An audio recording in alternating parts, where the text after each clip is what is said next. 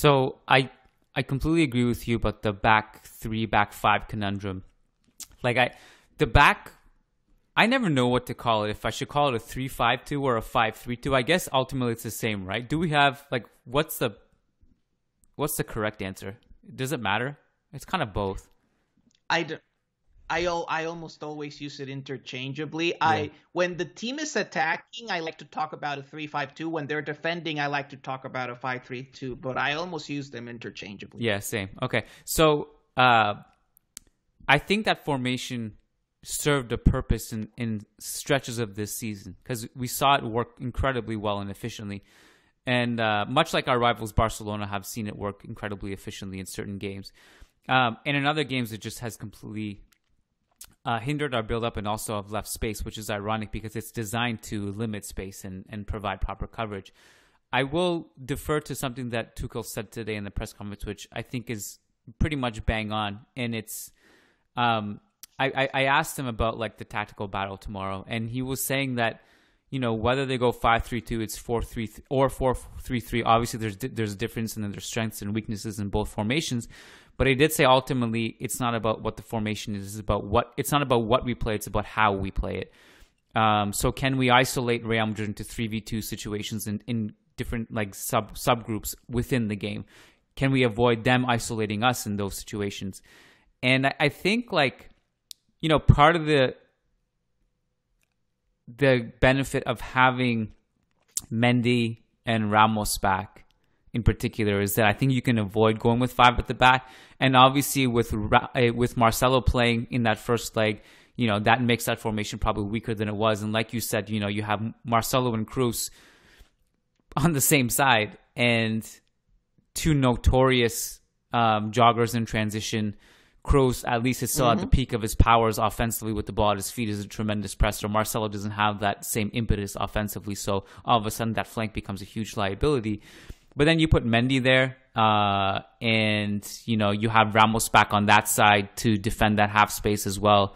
It's a totally different ball game, but I still think like you basically can avoid that and go with the wingers and the width, and I think that's probably what he'll do. I mean, right?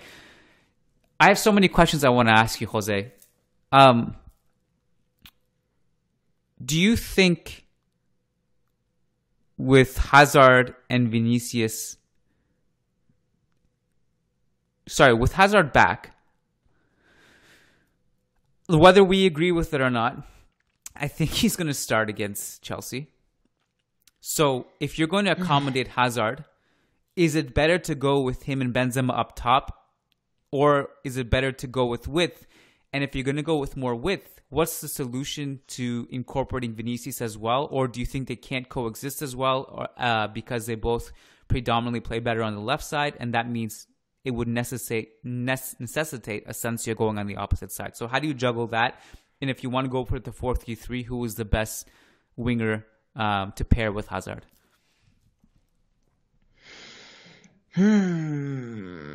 That's a tough one because in the end, okay, so if for some reason Zidane still decides to play the back five and go, say, a 5-3-2, I would still prefer, say, Benzema Vinicius up ahead, simply because we need that person running in behind.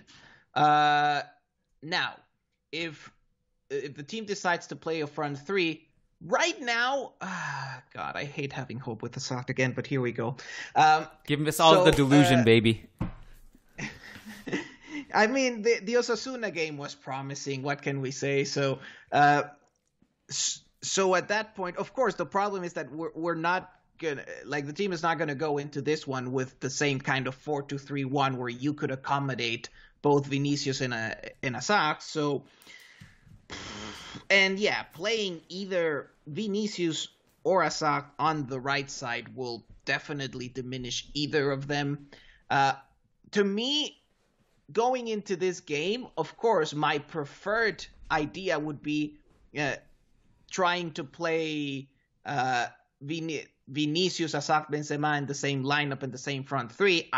It's just that I also don't know how that can be done.